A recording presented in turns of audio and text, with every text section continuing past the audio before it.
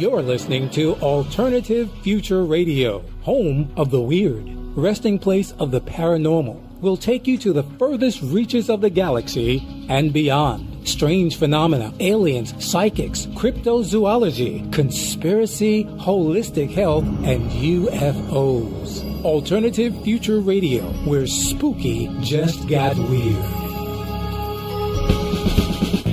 Hello everybody, and welcome once again to the Out There Hour with Basil and Mark. I'm particularly giddy today with our guest. Can you tell? The Out There Hour on Alternative Future Radio. The Out There Hour with Basil and Mark. www.alternativefutureradio.com. Yay! That ended abruptly, didn't it? It did. I'm quite giddy today. Good morning, Basil. Good morning, good evening, and good afternoon. And afternoon to Europe, Africa, Middle East, America, and the world. And Antarctica. We know you're listening, Antarctica. We've got a very good guest on. Yes, Nick Redfern. Nick Redfern. He's a native of Lancashire, United Kingdom. Is he really? He is, Oh. I think. Right. I'm saying he is anyway. Okay. He's now living in Dallas, Yeah, Dallas, Texas. 30 minutes from the infamous grassy knoll where JFK was sadly assassinated. Yes, he was indeed. He's the author of 22 books. 22 I say that, books. just 22 books. Just the 22? He doesn't look any more than 22 years of age either. How has he turned out 22 I don't- books? Must be short books. Maybe. No, they're great books. We've seen them, very interesting books. Yes. He's written for journals, magazines, UFO magazine, Fate magazine, and the famous Fortean Times. Yep.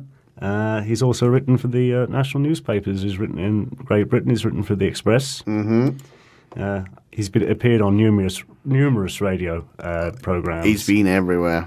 He's written for everybody, and he's been on every radio show. He's spoken at conferences all across the country. Yeah. In the United States. I think he was at a recent MUFON one, the UFO research people.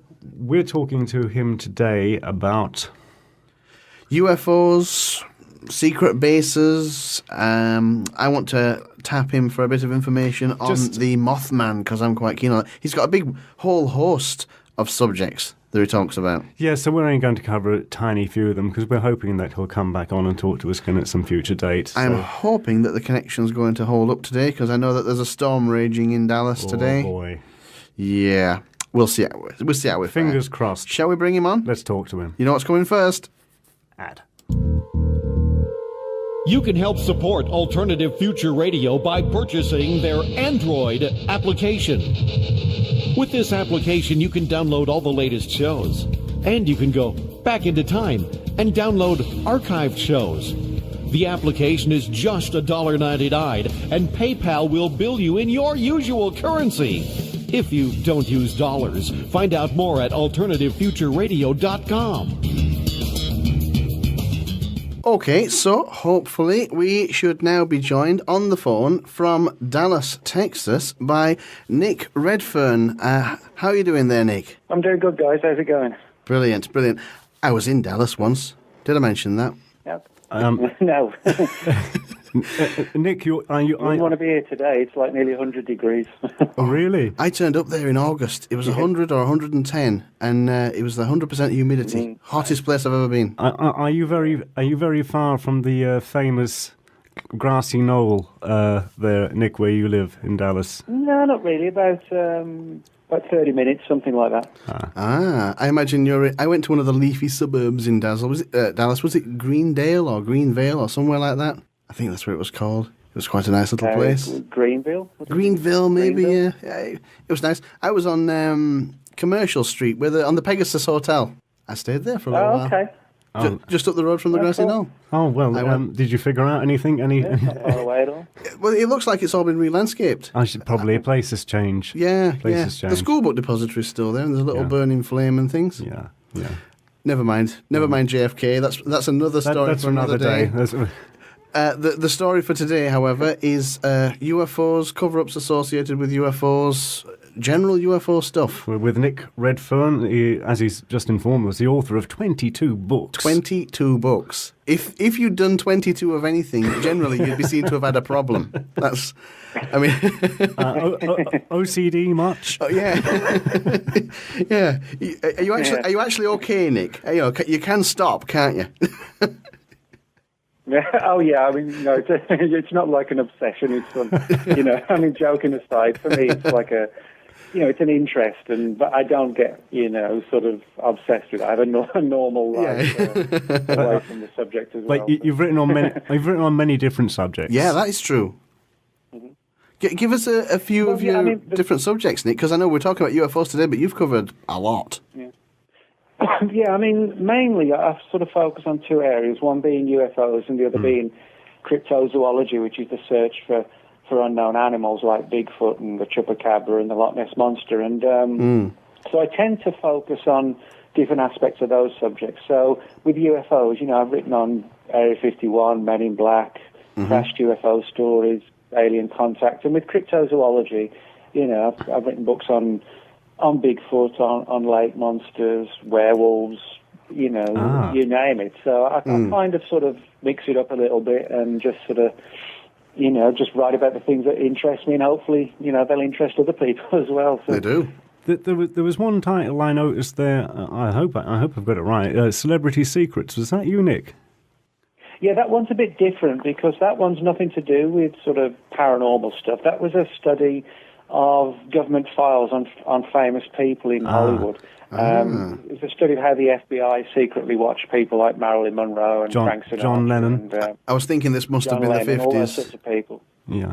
Yeah, sort of 50s, pretty much through the 70s when it was really at its height. And it was everything from, sort of mafia links and, stuff like this, and links with the Kennedys. And, so it was like a historical study of, why and how government agencies watch famous people. So. Wow. I might touch on that later on. Oh, maybe. Okay, Mark, I'll hand it over to you, because I know you're keen. You mentioned something there at the very on your little list of topics, Area 51, which is, oddly enough, we did an interview recently with Andrew Johnson. He was talking about 9/11, but he mentioned SAIC, and my ears pricked up because I worked in a company and I was sat next to a group of SAIC people, and I know they got links with Area 51. They do all sorts of interesting research.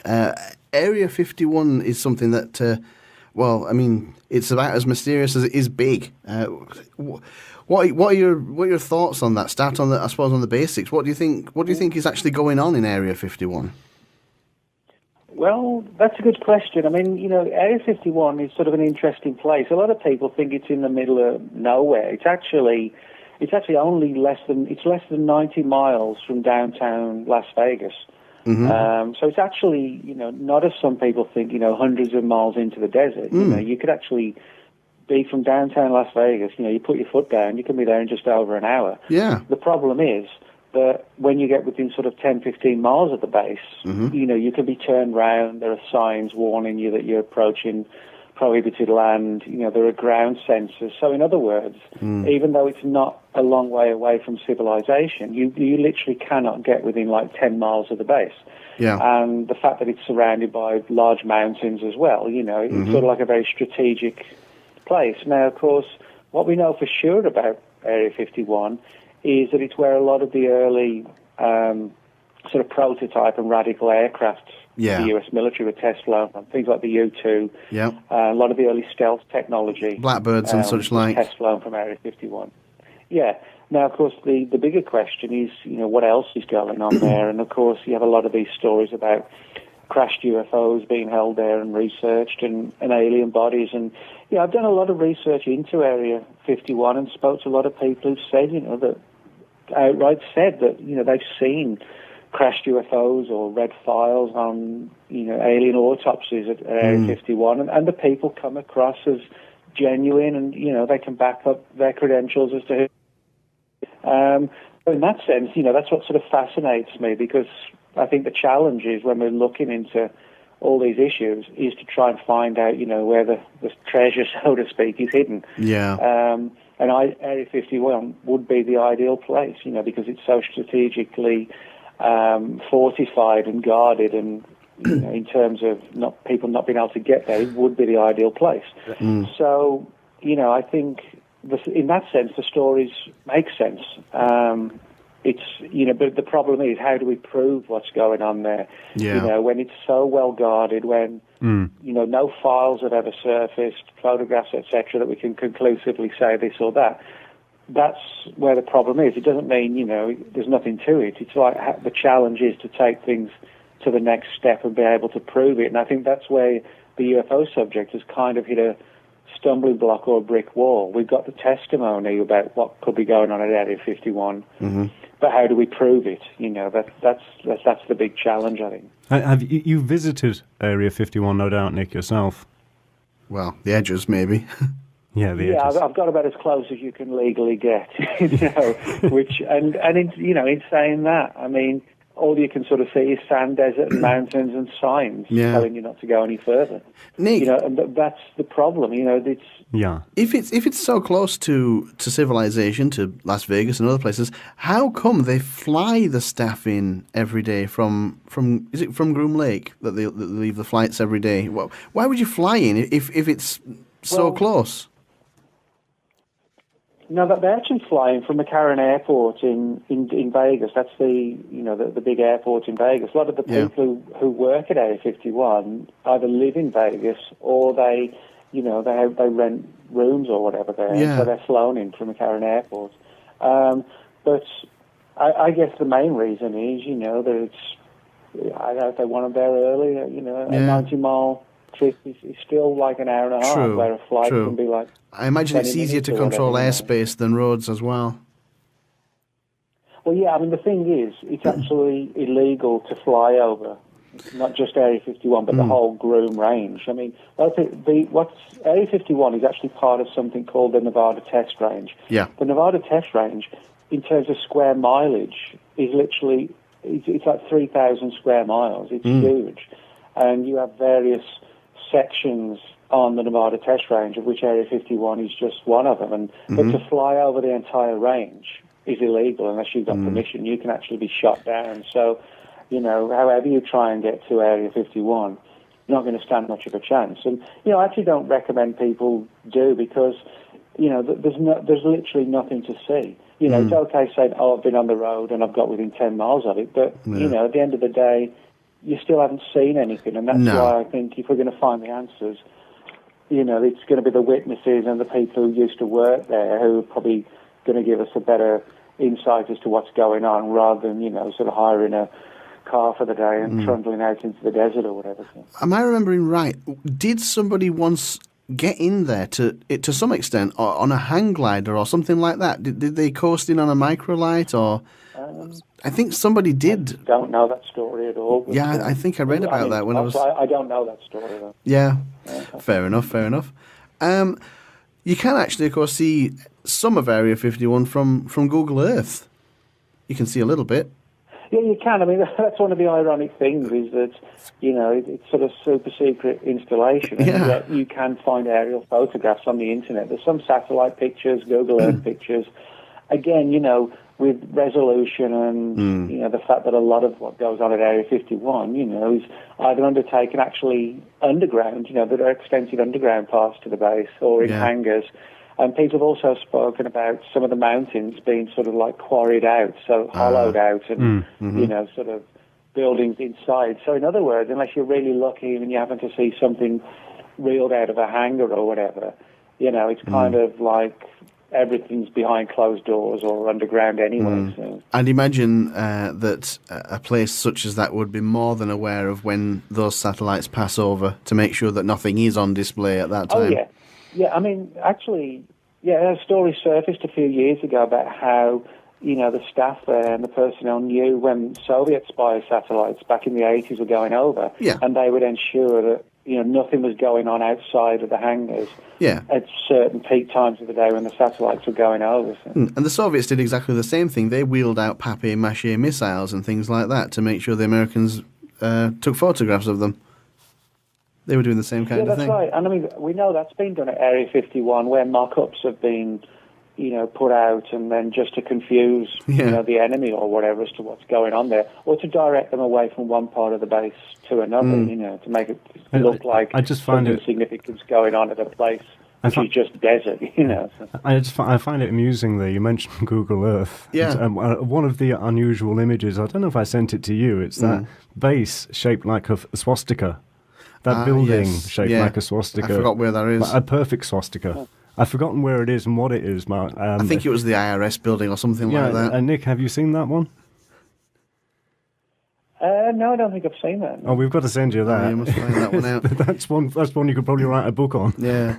Nick, we had... no, that's weird. Yeah, it is weird. I had a teacher at school, and we've mentioned him before, actually, and he was a little bit of a renegade, and he taught us about all sorts of things, and one of the things he was talking about was Roswell, and we also touched on, I think, Area 51, believe it or not. Mm-hmm.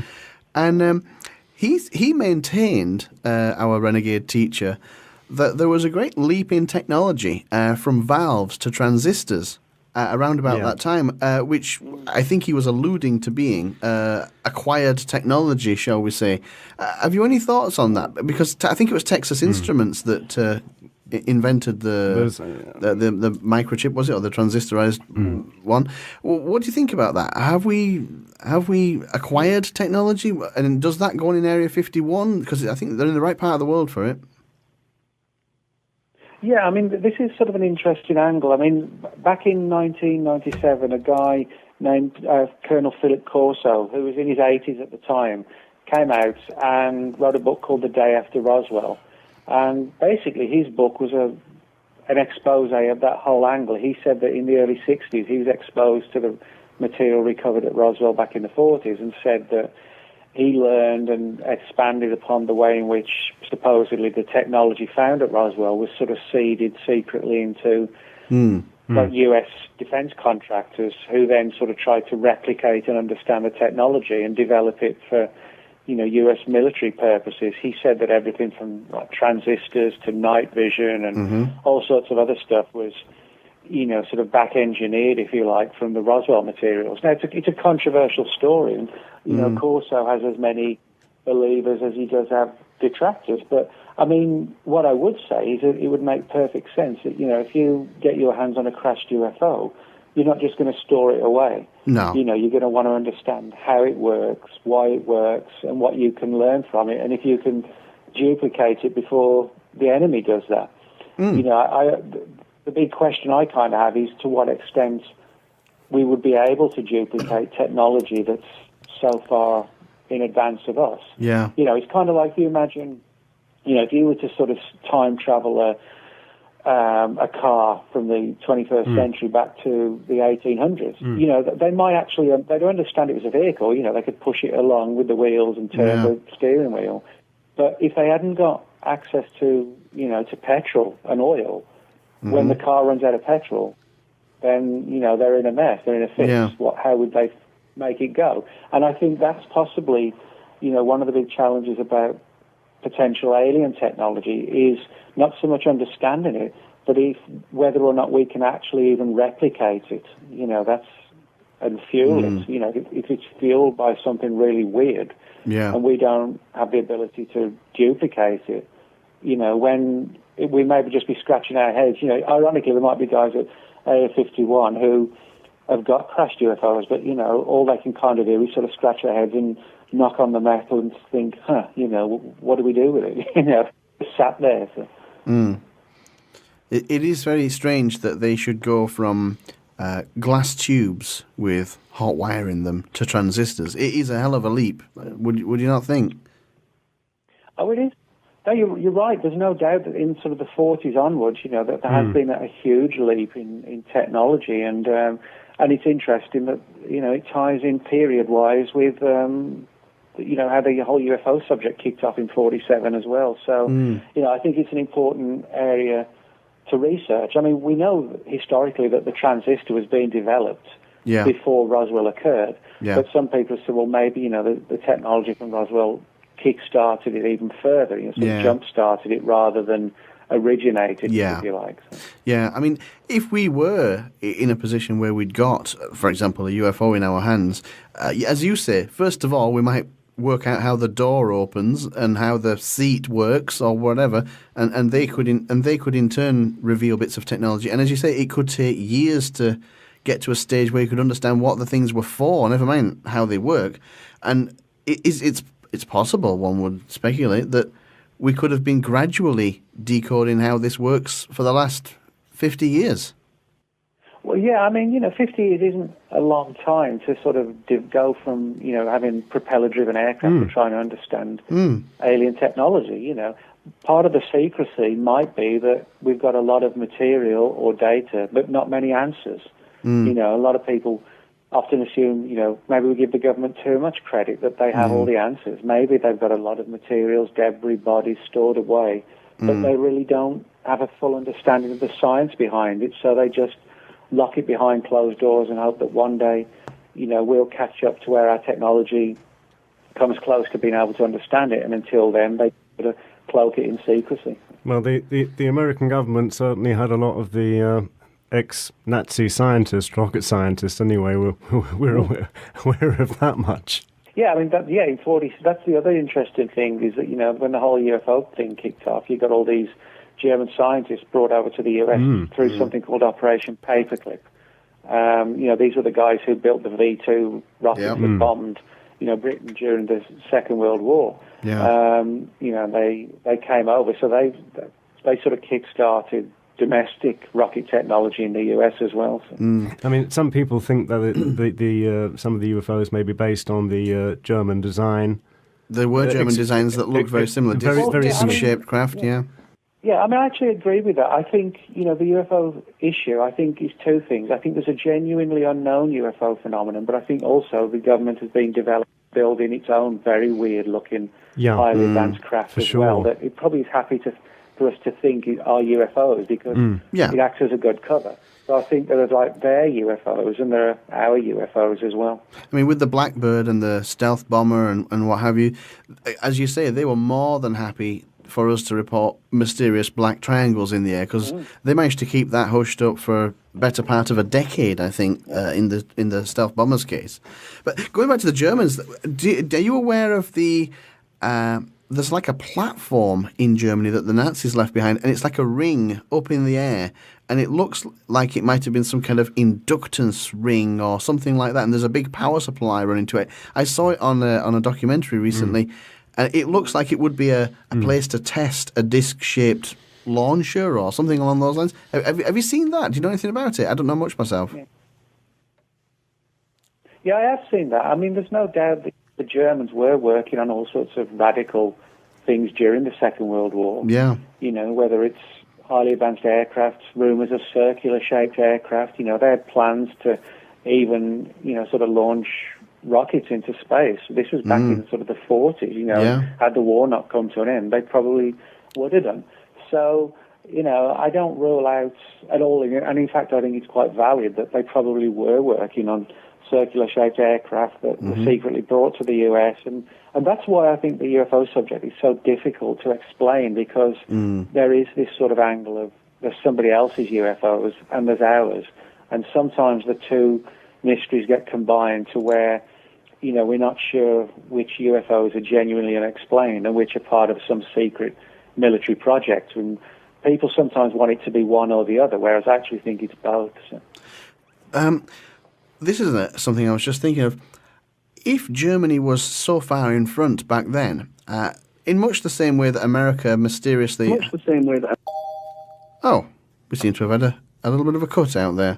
That's all right. We'll just go on and we'll pause for a break. And let's have a little bit of a break, and we'll run probably a little out. We'll try and get Nick back on again, because I believe he's got some sort of thunderstorms going on in Dallas at the moment, so hope he's all right. Should we have a little ad? Let's have a little ad. Why not? You should probably help support this station by buying the new Alternative Future Radio Android application. You can download all the latest programs or the archived shows, and it's just $1.99. PayPal will bill you in your usual currency if you don't use dollars. Find out more at AlternativeFutureRadio.com. Okay, I think we've got Nick back on the line. Do we have you there, Nick? hopefully. Yep, fingers crossed. The storms are raging in Texas today, it seems, and so we're fighting against it on all fronts. Where were we before? I was just about to ask you a question, Nick. America took pretty much, it's safe to say, the lion's share of the technology out of Germany post-World War II and did quite well out of that. But then, should we be asking the question, not did America do well out of it because of maybe something they found in Roswell, shall we say, but where the hell did the Germans get the technology from? Because they were a quantum leap in front of everybody else. Maybe we should be looking for a crash site in Germany, perhaps.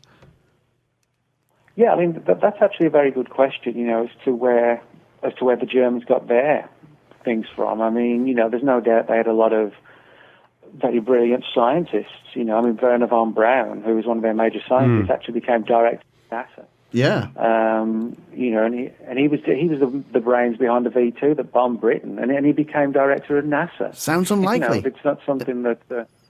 Yeah, but I mean, it's like truth is sometimes stranger than fiction. But there are people who said, well, maybe the Germans had their own Roswell, years earlier, yes, and that they kind of, or maybe they just were so brilliant, that they actually did perfect some really weird-looking aircraft at the same time that somebody else was flying around as well. What has happened historically, from what I can gather, is countries which are isolated generally evolve in a different direction to others. I recently heard tell of Iran. They have been excluded from all the military hardware around the world, so they've had to invent everything from scratch. And as such, they've had to rediscover the wheel. And they've actually got a torpedo that does like 100 knots in water, which puts it about 5 times faster than anything that anybody else has got. Oh, bugger. We're struggling today with the storms in Dallas, everybody. Let's have another little advert. Oh, good grief. Do we have more than one? Let's do it. You can help support Alternative Future Radio by purchasing their Android application.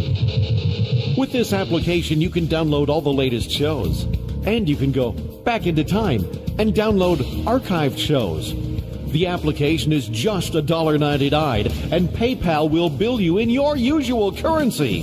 If you don't use dollars, find out more at alternativefutureradio.com.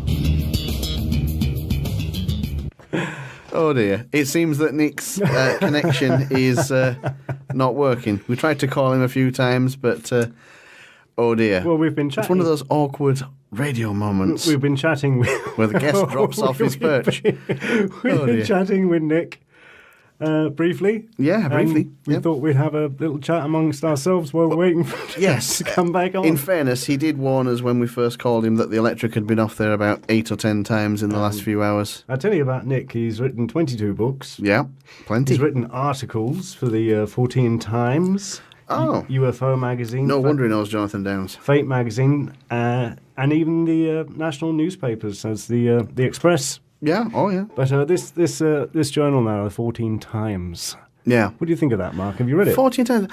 I've never actually bought a copy because I don't think they have it here. I've seen it on the shelf in England, but I don't know. Do they have it here? Have you seen it? Oh, they have it here. Really? Oh, yeah. I've seen their website, and it's all very interesting stuff. They do cover quite a lot. I've used it as a source for information and interesting things to talk about since we've been on, and it's quite good, actually. I bring up the magazine, the 14 Times, because I have read it, although I'm not an avid reader. Yeah. But literally all of our guests have written articles for it. Really? At one point or another. Lionel Franthorpe, the priest. He had a TV program called Fortean TV, I think. Ah, he did. And that's what got me onto that. I'd never heard the word Fortean until that program came on TV, and that was very, very similar to the Fortean Times. He just covered all sorts of unknown, weird stories and things. Lionel would cover the paranormal, demonic possession. UFOs. Oh, UFOs. Oh, yeah, he did all sorts of stuff. They say there's legends. They say there's a connection, and I think actually now Nick would say there is a connection between the paranormal and the ufologists. We're going to have to ask him that if we're getting back on. If we ever get him back on.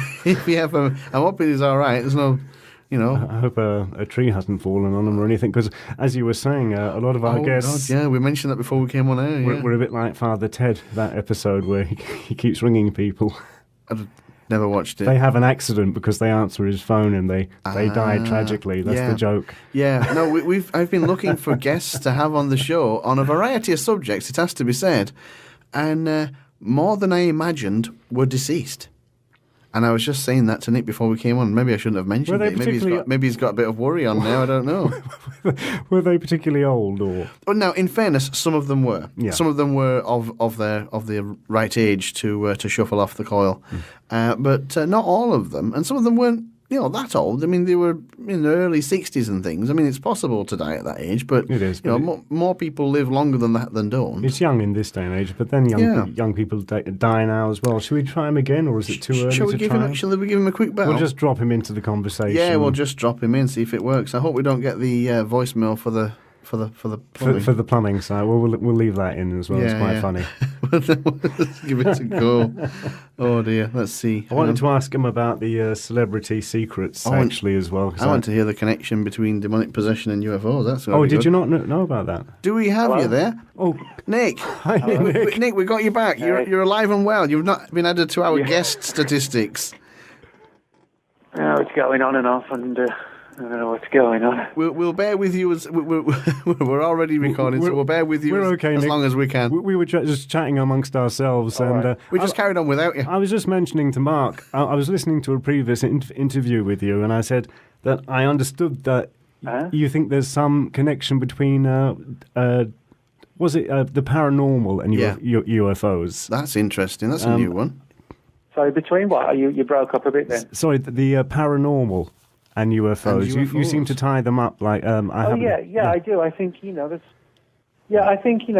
definitely crossovers between certain aspects of the paranormal and a lot of these sort of things I investigate. I mean, this is sort of going off at a tangent a little bit. I mean, there's places in Texas where there's a lot of Bigfoot activity, where UFO activity occurs at exactly the same time. Interesting. It's like with the Mothman site. You mentioned Mothman earlier. Yeah. Well, when the Mothman sightings were at the height in the 60s, people who were seeing Mothman were also getting visited by the Men in Black.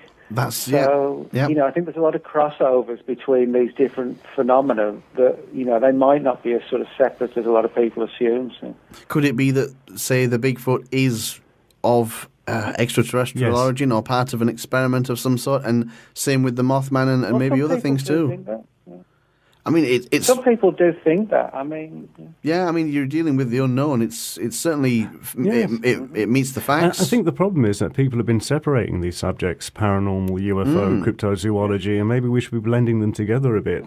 Because, as Nick says, to have people. Sorry, Nick. People like John Keel, that's what they did. Keel was someone who thought that all these different phenomena had one original point of origin, whatever it might be. He wasn't convinced they were necessarily extraterrestrial. He was more like, he was looking at sort of ultra-dimensional and extra-dimensional, and that something that sort of coexisted with us. Right. That rather than coming from planet A or B, which in some sense it makes more sense because, instead of zipping back and forth from one star system, you kind of, it's like retuning your radio from one station to another. You zip in from one dimension to another. But UFO abductees and contactees are saying something a little bit differently these days that they haven't been saying before. They're not talking about men from outer space. They're talking about beings from other dimensions. It's not so much. It's not so much other planets now. They're talking about other dimensions. Yeah, there is a bit of a pattern there, certainly. There is a pattern emerging. Yeah, and I think, I'll be the first to admit, the extraterrestrial angle is a theory because, we don't really have the answers, so we try and pigeonhole it into a framework that, we can understand because people know the idea, the imagery of aliens visiting the Earth, etc. But I think, it's just as feasible that we could be looking at something that, as I said, does sort of coexist in some of the realm of existence that we don't possibly understand fully, but that could be explainable, via extra dimensions rather than, as I said, coming from a star that's 4 light years away or 10 light years away. And maybe that explains, why some of these other weird creatures as well, like Mothman, seem to just 1 minute they're here and the next minute they're gone. Or maybe that's because they literally are. They flit in and out of our reality, perhaps. Absolutely. Certainly seems plausible. I mean, I'm looking on your website. Let me get the name right. Nick Redfern. No, let me get this right. Nick Redfern Fortean.blogspot. No, I think I've got the wrong one here. What's your website again, Nick? Give us it there. No, that's the one. That's the one. It is Nick Redfern Fortean.blogspot.com. That's the one. Yeah. Yeah. There's an ad on the side here for one of your many books. Has to be said, for your book about top secret places the government doesn't want you to know about, called Keep Out. Oh, yeah. Uh-huh. Now, we started off on Area 51. A study of, sorry, I was just saying we started off on Area 51, but there are obviously lots of these kinds of places. Yeah, I mean, everybody, when you talk about sort of secret bases with UFO links, everybody thinks of Area 51. But, I mean, in the U.S. alone, there are several others, Hangar 18. There's a story of an underground installation at Dulce, New Mexico. Mm-hmm. There are a place called Pine Gap in Australia. Yes. Russia has its own equivalents. Mm-hmm. There's places all around the world that, there are sort of off-limits installations which have sort of UFO and alien links to them. So. I had some first-hand information given to me once a long time ago from somebody I pretty much trust that told me that there was at least one base that they knew of in the UK that could house 50,000 people on a semi-permanent basis, but for a long-term basis, shall we say. Yeah, there's a place actually in Wiltshire, called the Defence Communications Network, and that can house thousands of people in the event of a national emergency. It's actually the whole area that surrounds the Defence Communications Network and RAF Rudloe Manor. Mm-hmm. The whole area was quarried out underground to build the city of Bath. They dug out a load of stone called Bath stone. Yeah. So you had these huge open caverns and caves, and the government decided in the 50s, it'd be a good place for have like an emergency command centre. And again, this is one of several that exist in the UK, deep underground. And that whole area around Wiltshire is like a hub of underground areas. You've also got Porton down there and Boscombe down, and lots of different places. So. I heard a story a couple of years ago from somebody, and it was a taxi driver, I think it was, that told me this. They were dropping off a number of people in seemingly the middle of nowhere in Yorkshire, and they couldn't work out why they were dropping these people off in suits, basically in a field, right next to a field. And apparently what had happened was there used to be a government installation deep underground, and what they'd done is they'd sold it, and they sold it to Halifax Bank, who decided that they'd use it for their secure data storage facility in case everything should go belly up. And there were lots of people working in there. They were all in office jobs and things like that, working deep underground in a bank. And nobody knew this thing was there at all until well after it was sold and these people had moved in. Absolutely crazy. Yeah, I mean, a lot of people don't realise, particularly the height of the Cold War, how many underground areas were constructed, whether bunkers, emergency command centres, just to store materials, safe havens for, top government people, that sort of thing. Some of them still exist. Others have been sold off and closed down, but I'm sure there's quite a few that we just never really knew about. I saw a documentary about one, an ex-nuclear bunker network, it has to be called. It's not really a bunker, it was a big installation right under London. You accessed it via what is now a shop. Yeah, and I mean, a lot of people don't realise this. Back in the 40s, some of the old London Underground stations that had been closed down were reconverted into, again, emergency management systems. Winston Churchill actually had one of the old stations reconverted into an emergency place, in the event that Downing Street, etc., got bombed. So, in other words, these places are sort of dotted all over the place. And, that's just Britain, or America. There's, as I said, Australia, China, Russia, everybody's got them. And it's understandable, because, if you want to protect yourself and whatever secrets you hide in, underground is the best way to do it. So. What are some of these other bases then? I mean, you mentioned Pine Gap. I've heard of that. What are the theories surrounding that? I don't know much about Pine Gap.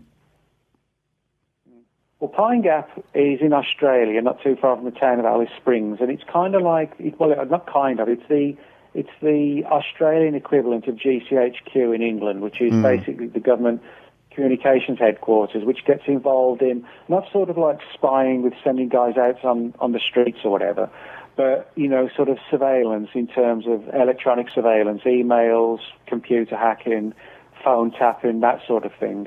And that's what Pine Gap does. But what's interesting is that there have been a lot of UFO sightings in and around the Pine Gap area, so it's like an Australian Area 51, in the sense there's a lot of military stuff going on there, but people are seeing weird stuff flying around as well.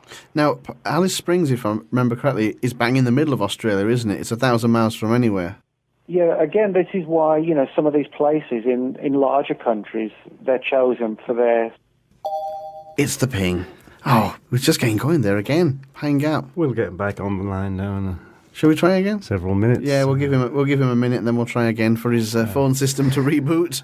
Wow, we're up against it today. Some people of a suspicious nature would say that it was, suspicious. Do you think so? They don't want him... Maybe. Some people say that. We've had somebody say worse. We don't want the info getting out. Oh, the info, yeah. Watch the info, everybody. Should we play an ad? Oh. You mean the ad? Or a song. We could play a song. If you want to go with a song. Go with a song. Okay, song time. I think I know what it's going to be too. No, you don't. Huh?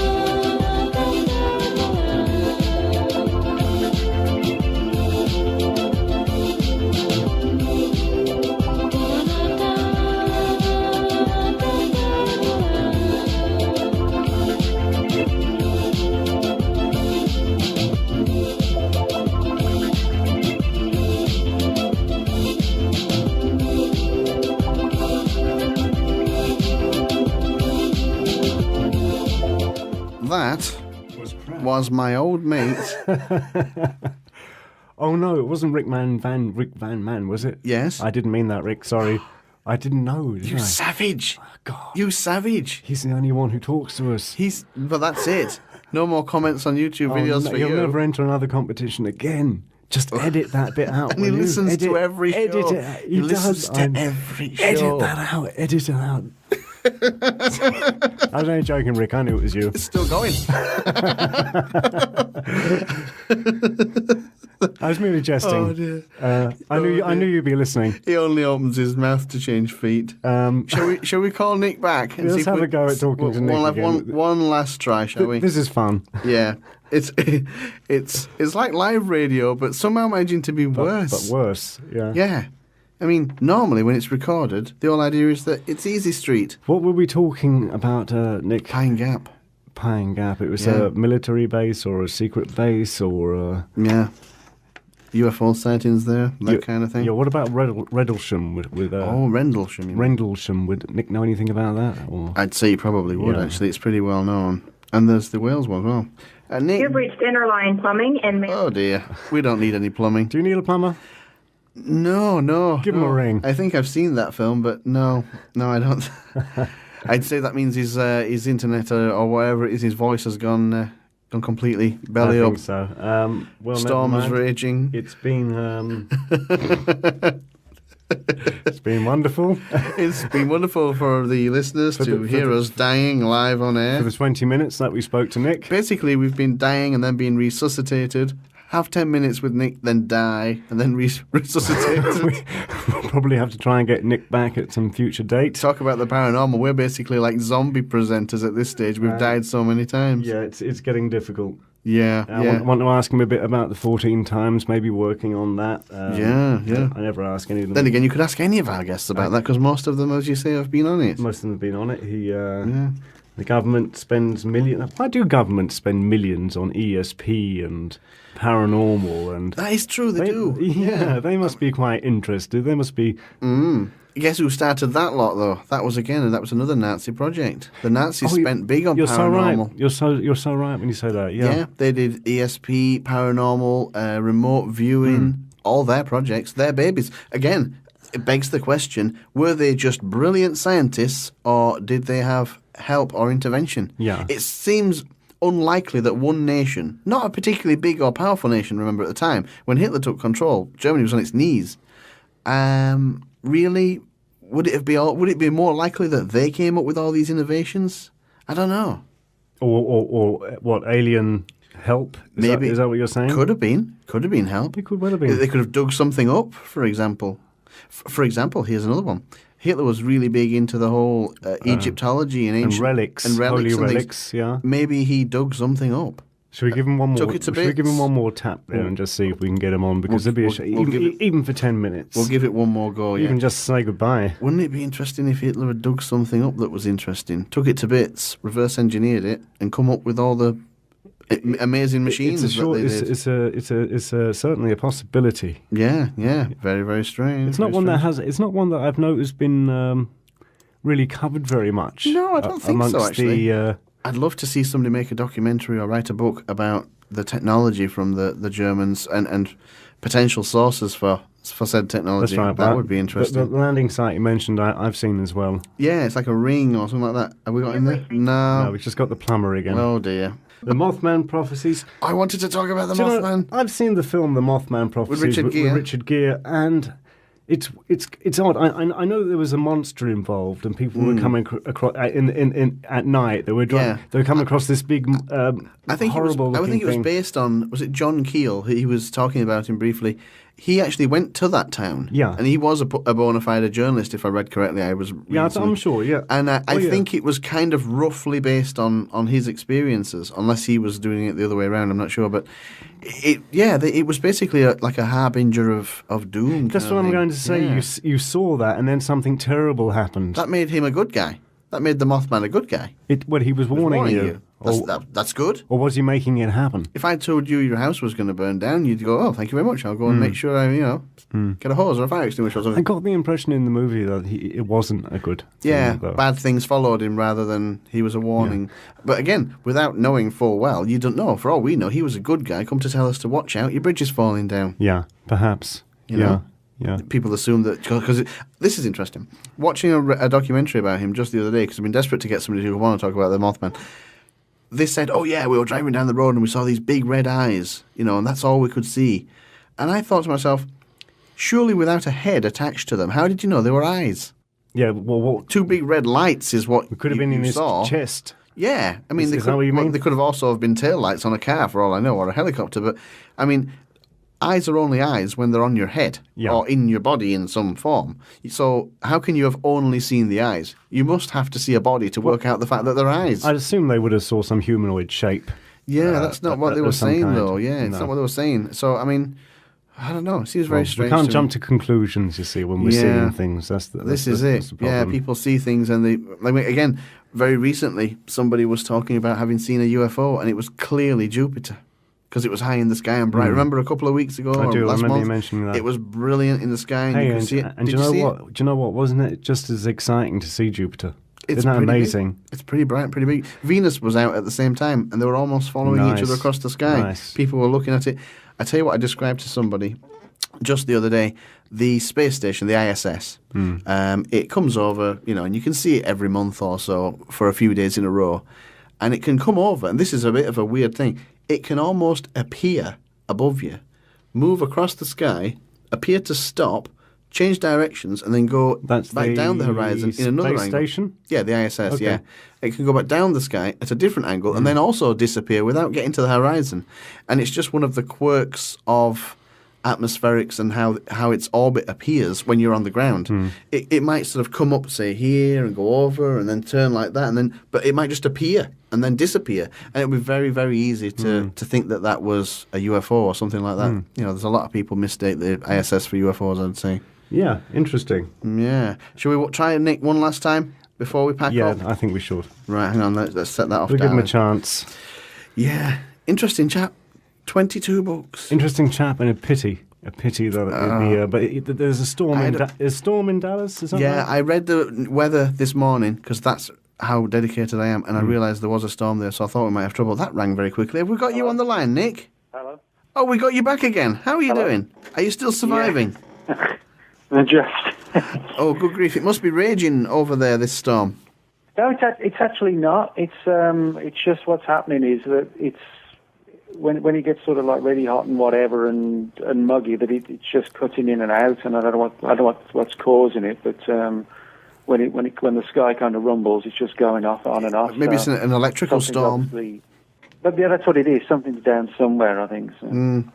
So we were just talking about Pine Gap before our last interruption. Any ideas from yourself? What's going on at Pine Gap? Would you like to hazard a guess or punt a theory? Well, I mean, we know they do. We know they're heavily involved in like electronic surveillance. Spy satellites, monitoring emails, phone calls, that sort of thing. Who owns Pine Gap, Nick? There's been a lot of. What's that? Who owns Pine Gap? Because I can't imagine the Australians being big into surveillance, or is it? Is it? Well, yeah, they do. It's an Australian installation, but it's made up of partly Australian personnel and partly US personnel from the National Security Agency. Ah, yes. But it is an Australian installation, and they're heavily involved in, monitoring what's going on, and but there's been a lot of UFO activity in the area. Now, of course, people wonder, is it like we discussed earlier? Is it UFOs or is it some sort of, secret surveillance type craft that are being built? Mm-hmm. We only have to look at what's being flown now. Like these pilotless drones that look like sort of mini UFOs. They look weird. So again, I think we could be looking at two things at Pine Gap. There could be real UFO activity, but for the sightings of weird craft to be made in a base that's steeped in surveillance work, I wouldn't be at all surprised if some of these things aren't like sort of mini remotely piloted drone type aircraft that are being used more and more, not for sort of spying overseas, but for spying on the general public in their own countries. Do you know what I mean? It's more like a 1984 Big Brother type situation. Yes. Speaking of 1984, the Men in Black. I've heard this mentioned. I know the movie The Men in Black, but I don't know anything else about the Men in Black. Yeah, they were an old phenomena, weren't they? And only recently have resurfaced in the alternative media, even.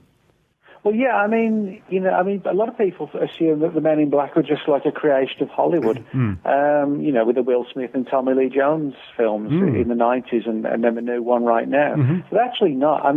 The movies were based on existing reports going back to the 40s of people who claimed that after having sort of prominent UFO encounters, they were visited by these guys in black suits who warned them not to talk about, their UFO encounters. And, the theories for who the Men in Black are sort of weird and intriguing as the phenomenon itself. You know, some people think it's all government people, like in the movies. Other people point out that a lot of these men in black are described as being sort of very skinny, pale, with bulging eyes, and they look, you know, only sort of 5 foot tall, very skinny and white. And some people suggest, you know, could they be like aliens themselves, you know, rather than even human? Or could it be two categories? You know, there's the weirder men in black, and then there's the government's men in black, you know. And so it's a very weird phenomenon, but it's also a lot older than many people even realise. It's interesting you should say category of men in black, because, my goodness, over the last several months here, the category of aliens that we've heard about from various sources is getting wider. And I mean, we don't know what, you know, during your research, what is the classic alien, or what is there one type, or is there more, or? Well, there are a couple of types. I mean, certainly the main one, you know, is this sort of typical small 3 to 4 foot tall creature with the large head and the big black eyes, you know, that are primarily linked with alien abductions. The grey. Not exclusively, the greys, yeah. But, you know, if you go back to the 50s, people were talking about encounters with very human-looking aliens. Then, of course, you have people talking about the so-called reptilians, you know, these sort of reptile, lizard-looking creatures. So, you know, in other words, you could argue that, I mean, you know, you take 10 people off the street, you know, you find one guy who's got long hair, somebody else who's got a beard, you know, and they look different. You know, somebody's 5 foot tall, somebody's 6'4". So, you know, I think in that sense it would make sense that if there are aliens out there, they're going to look as different as the human race does. You know, I think that's a good point. A fair point it's a theoretical point, but it's a fair point as well, I think. So. I'm a bit surprised there that you mentioned about alien sightings back in the 40s. Did you say that? Because I wasn't aware that there was sightings that early. The first I know of is the Barney and Betty Hill incident, and that was the first time that a grey was actually described, and that was in the early 60s. Yeah, that's pretty much when the whole phenomenon of the smaller aliens were reported. But you can go back to the late 40s, early 50s, and there were a lot of reports, particularly from the California desert, Arizona desert, of people claiming to have met very human-like aliens in the desert. Granted, you know, they weren't the sort of small greys, but they were more like us, and those reports then kind of died away, and then, you know, the sort of the greys replaced them, although we still get some of the other category today, but certainly to a lesser extent, and even today, you know, the grey reports are less than they were back in the 80s, you know, 80s to early 90s, abductions were huge. Yes. Even they've kind of dropped off. It's almost as if the phenomenon, you know, over the years sort of changes. They say contactee now. Yeah. More people feel they're being contacted than abducted.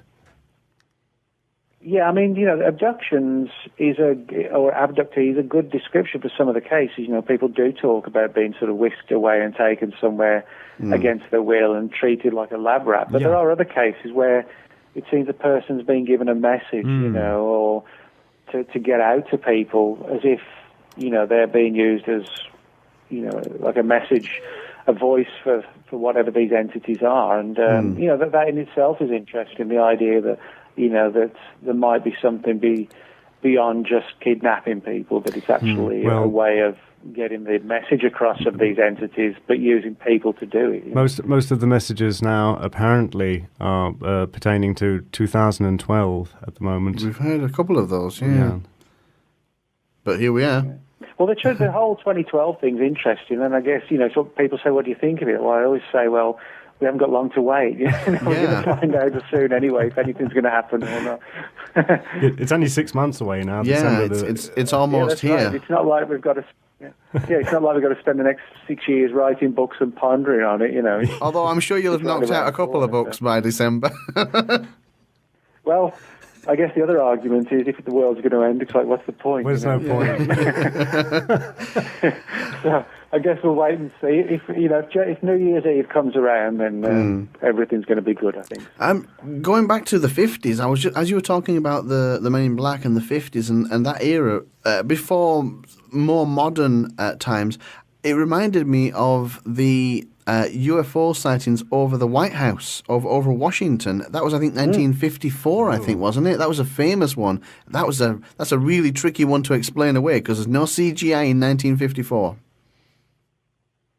No, that's right. I mean, the 50s, you can go back to that whole decade, and there was a massive wave of very good, credible encounters where, the military chased UFOs, and they were tracked on radar at the same time, and pilots were sent up to intercept them. And, I think what it sort of demonstrates more than anything else is sort of the way in which this phenomenon really, is powerful in the sense that even our military back then, never mind today or whatever, it could run rings around it, and I think a lot of it was like a show of power.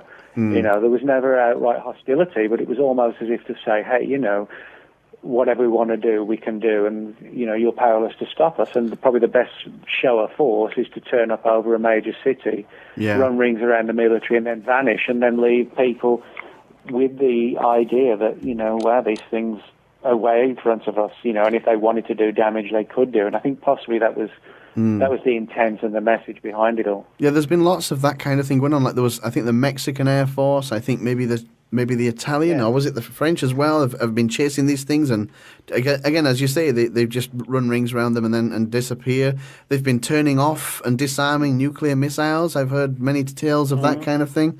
That would really be a kind of a benign show of force. Look who we are and look what we can do, that kind of thing. Yeah, I mean, that's the thing, there's never been any attempt to sort of destroy us. No. But on the other hand, there's never really been any attempt to sort of really outwardly help us. It's kind of like I think we're sort of being given the message, hey, sort yourselves out, but we're not here to destroy, but equally we're not here to solve all your problems. It's like you've got to get your act together yourselves. It's like we have population problems, health problems, pollution, you name it. But the aliens, whatever they are, they're not solving that. No. But they're clearly, with abductees and contactees, they're often given messages about the importance of looking after the planet. But it does seem to be, that they're not here. I think whatever these entities are, for me, they seem to be, well, if the human race makes it, they make it. If they don't, well, that's how it goes, Yeah. Or maybe they have landed and given us information, but the governments have kept it. Maybe that's why Germany was so far in front in World War II, and maybe that's why America's the lead in technology today, because maybe they did get a nudge from beyond, but just kept it to themselves. Well, that could be the case. I mean, it wouldn't surprise me, if you're going to hide UFO technologies, then you're probably going to hide everything you know about these entities as well. So, it could well be that it's the full story, somebody knows it, but the number of people who know the full story and the full picture, could be like 100 people in some classified project or whatever, and that's it, Yeah. I think we're probably about out of time, Nick. We want to quit while we're in front, actually, so we can actually say goodbye rather than just dump you. Yeah, I mean, hopefully next time if you want me back, we won't be sort of enraging ins and outs all every 10 minutes. I don't know what it was, but for some reason I did check the weather for Dallas this morning, and I thought, that's going to be trouble. I'm glad to hear you say that, Nick, because there was a couple of things that I wanted to talk to you about, and the Celebrity Secrets was one, and another thing is Face on Mars that I know you know a bit about. The Sidonian one. Ancient artifacts on other planets. Save it, Basil, save it. Don't start again. I know what he's like last minute, and he always starts bringing up these things.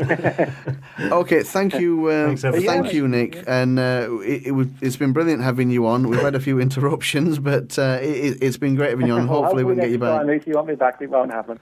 Hopefully so. Hopefully so. Wonderful. Brilliant. Thank you for letting us call you in there, Nick, and hopefully we can get you back on again soon and talk about some more subjects. Have a good and safe day, Nick. Yes. All right, thanks, guys. You too. Okay, thanks, Nick. Cheers. Bye-bye. Thanks ever so much. Wow. That was Nick. Oh, Nick was great. I'm so sorry that the line was so bad. Yeah. And, but that's radio for you, folks. So that's what you get. See you next time on the Out There Hour. God. At Alternative Future Radio. I thought I did the sign-outs. Sorry. Demarcation, anybody?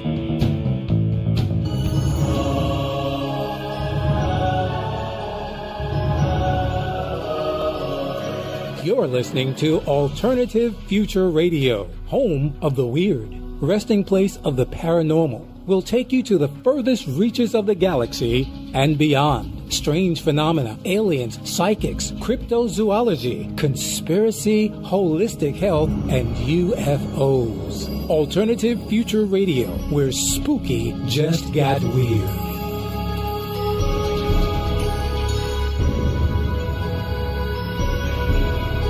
You watch people like Marilyn Monroe and Frank Sinatra. John Lennon. And, I was thinking this must have been the 50s. All those sorts of people. Yeah.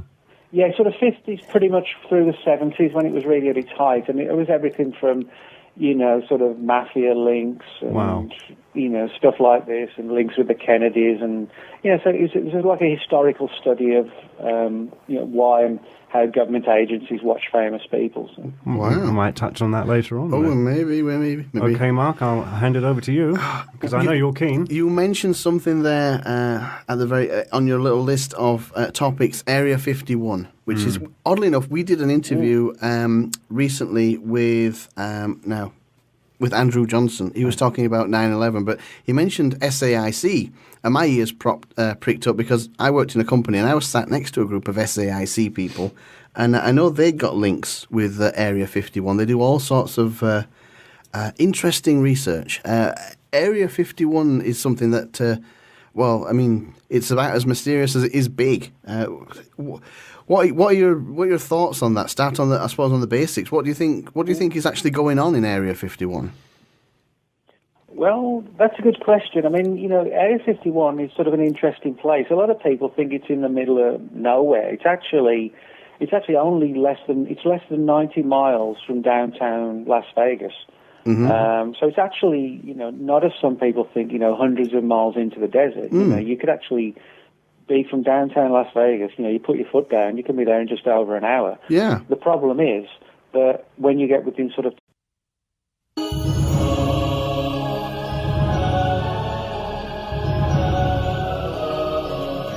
You're listening to Alternative Future Radio, home of the weird, resting place of the paranormal. Will take you to the furthest reaches of the galaxy and beyond. Strange phenomena, aliens, psychics, cryptozoology, conspiracy, holistic health, and UFOs. Alternative Future Radio, where spooky just got weird.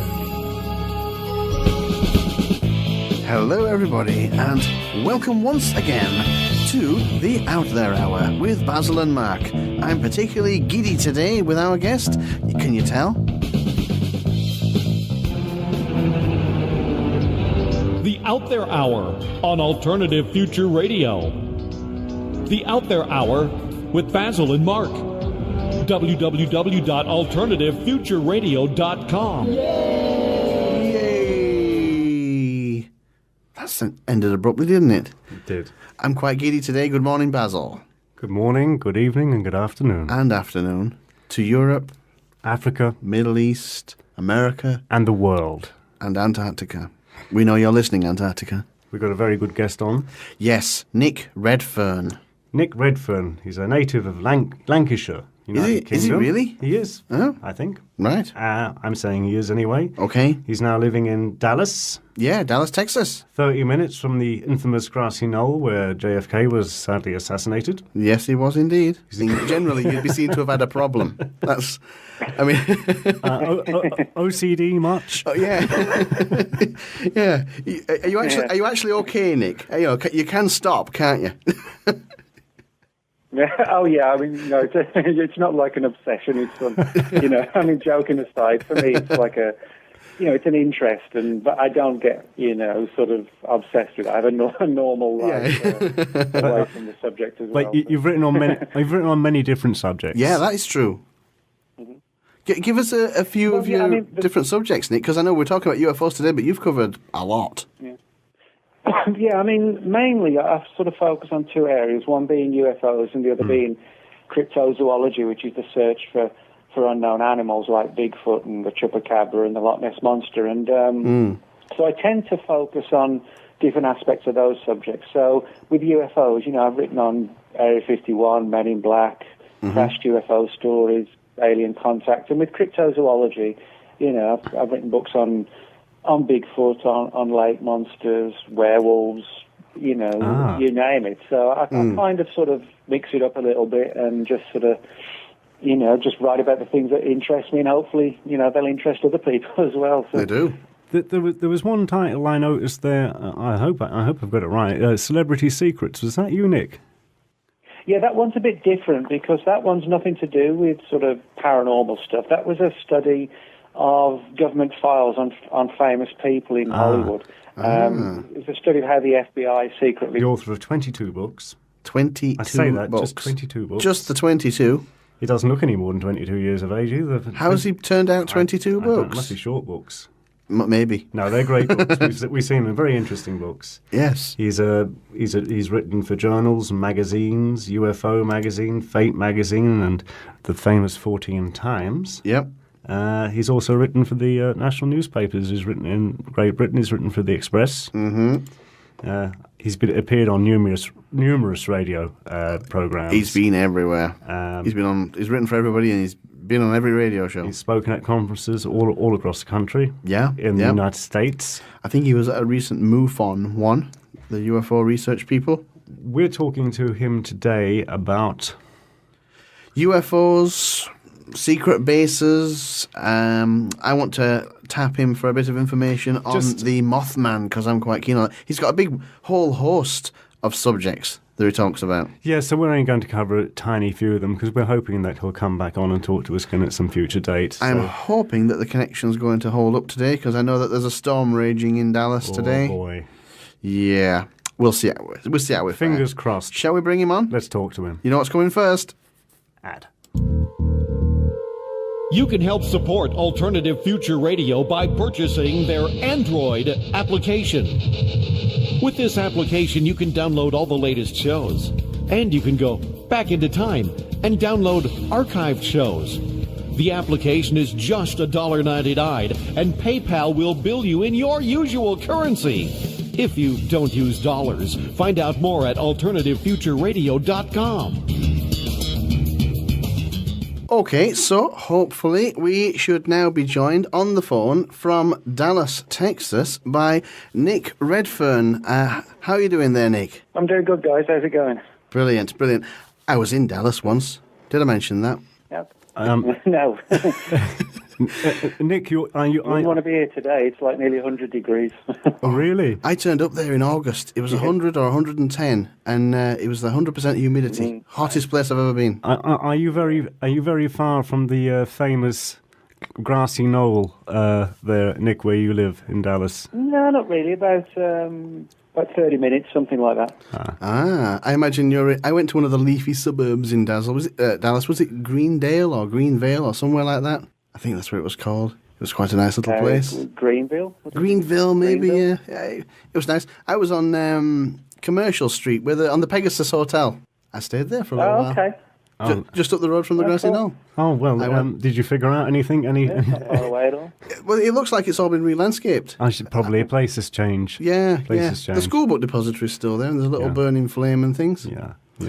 Never mind JFK. That's another story for another day.